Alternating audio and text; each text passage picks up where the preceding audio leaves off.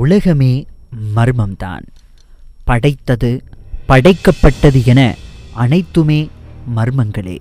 அவ்வகையில் தற்போதும் பல்வேறு வகையான அவிழ்க்கப்படாத மர்ம முடிச்சுகள் இன்று வரை தொடர்ந்து கொண்டேதான் இருக்கிறது. ஆய்வாளர்கள் காரணம் கண்டுபிடிக்க முடியாமல் தலையை பீத்துக் கொள்ளும் ஒரு சில பல மர்மங்கள் பூமி முழுவதும் சிதறி கிடக்கின்றன. அந்த வகை மர்ம மாயத்தீவு ஒன்றை பற்றியே இப்போது நாம் பார்க்கப் போகிறோம்.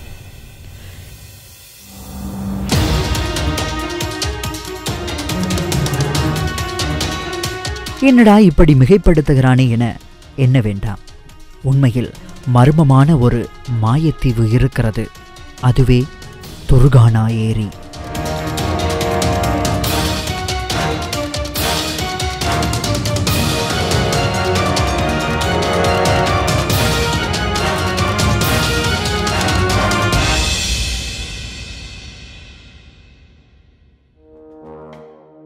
கென்யாவில் உள்ள இது ஒரு காலத்தில் ருடால்ஃப் ஏரி என அழைக்கப்பட்டது. இது உலகிலேயே மிகப்பெரிய பாலைவன கடல் என்ற பெயரையும் கொண்டது. இங்குள்ள தீவு திகிலூட்டும் மர்மமான ஒன்று. அது என்வைட்டினெட். கண்ணுக்கு எட்டிய தூரம் வரை கடல் போல பறந்து விரிந்த அழகிய ஏரி. ஆங்காங்கே மலைகள், பசுமையாக குட்டி குட்டியாக பல தீவுகள். இங்குள்ள மர்மம் என்னவெனில், இங்கு செல்லும் அனைவரும் மாயமாகி போகிறார்கள். ஆனாலும் சுற்றுலா பயணிகளை அதிகமாக கவரும் ஓர் இடம் இது. ஆசை, ஆர்வம்.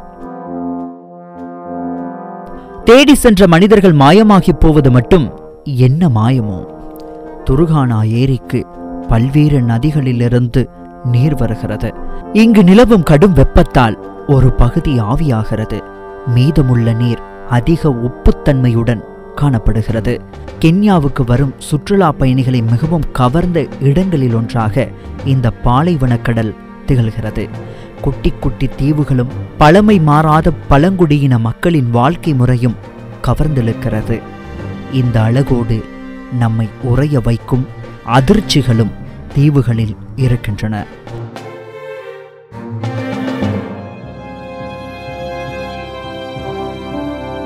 இங்குள்ள குட்டி தீவுகளில் ஒன்று என்வைட்டினெட்.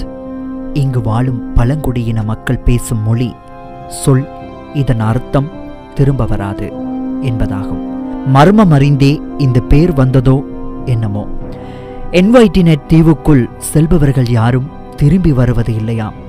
அறிவியல் ஆராய்ச்சிகளுக்கே சவால் விடும் வகையில் இந்த தீவு உள்ளது. ஆனாலும் முன்பொரு காலத்தில் இதில் மனிதர்கள் கூட்டம் கூட்டமாக வாழ்ந்துதான் வந்துள்ளார்கள்.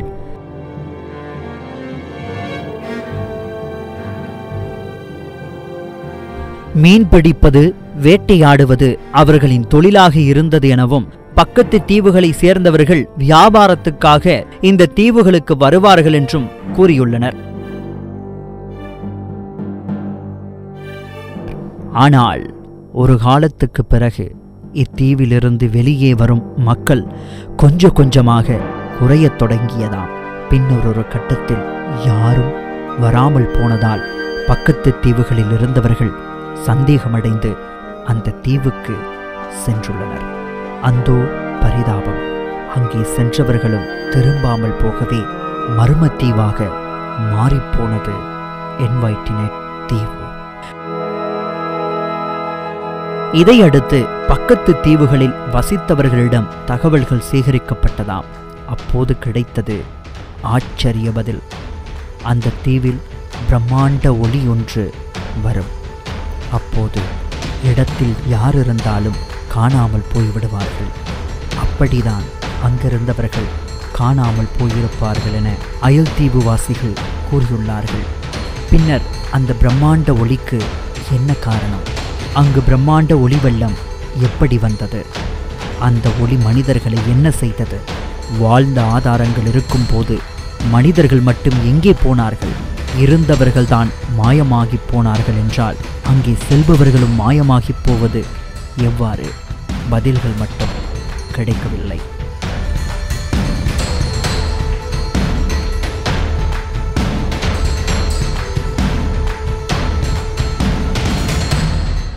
அதே சமயம் மற்றொரு பக்கம் மர்மமாக உள்ள வேற்றுக்கிரகவாசிகளுக்கும் இந்த தீவுக்கும் தொடர்பு உண்டா என்ற கோணத்திலும் ஆராய்ச்சிகள் செய்யப்பட்டு கொண்டுதான் வருகின்றது.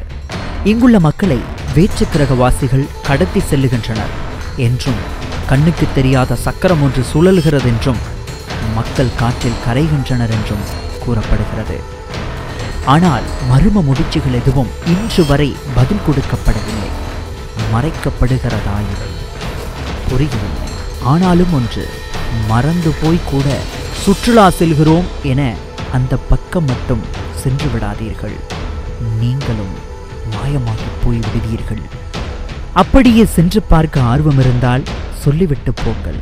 மர்மம் உங்கள் மூலமாவது வெளிவருமா என ஆர்வத்தோடு நான் காத்து கொண்டிருக்கிறேன்.